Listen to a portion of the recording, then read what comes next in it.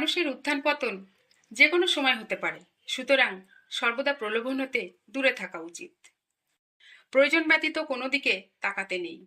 যে দৃশ্য দেখলে মনে কুচিন্তা, কুভাবনা ও কুপ্রবৃত্তি জাগে তা দেখা উচিত নয়।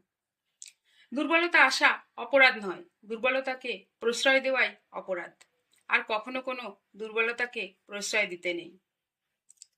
এই ধারণা সতত হৃদয়ে জাগরুক থাক যে নিজের শক্তি সামর্থ্য কাহারও অপেক্ষা কম নয়। কুচিন্তা, কুভাবনা প্রভৃতির দ্বারা মনোবল নষ্ট হয় এবং মানুষ ক্রমশ অমানুষে পরিণত হয়। এই কথা সর্বদা মনে রাখা প্রয়োজন।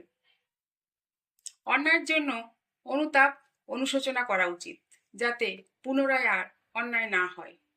বিপদে অধীর হতে নেই। ধৈর্য অবলম্বন করে কর্তব্য সম্পাদন করলে একদিন আত্মশক্তি দেখে স্তম্ভিত হতে হবে। দুঃখ, দৈন্য, বিপদ আপদ মানুষের জীবনে এসেই থাকে, সুতরাং এজন্য বিচলিত হলে চলবে না। মানুষ চায় শক্তি ও শান্তি। যেখানে সংযম সেখানে শক্তি, আর যেখানে শক্তি সেখানেই শান্তি। জীবনের মহান আদর্শের দিকে তাকিয়ে চরিত্রের দোষ ত্রুটি দূরে সরাতে হয়। মানুষের শক্তির বিকাশ ও প্রকাশ হয় তার কার্যের ও দায়িত্বের মধ্য দিয়ে। চঞ্চল মনকে শান্ত ও সংযত করিবার একমাত্র উপায় জীবনের লক্ষ্য ও আদর্শের প্রতি সবসময় সজাগ দৃষ্টি রাখা। যে কোনো কাজ করতে পারবো এই বিশ্বাস থাকা চাই। এই জাতীয় বিশ্বাসই যাবতীয় উন্নতির মূল কারণ।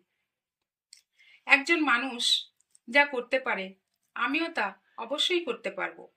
বিফলতা আসলে বুঝতে হবে চেষ্টা, যত্ন ও উদ্যোগের ত্রুটি আছে।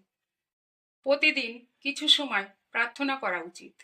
প্রার্থনা করলে হৃদয়ের সমস্ত অন্ধকার দূর হয়, কুবাসনা, কুপ্রবৃত্তি নষ্ট হয়, ভিতরে পূর্ণ পবিত্রতা প্রতিষ্ঠিত হয়।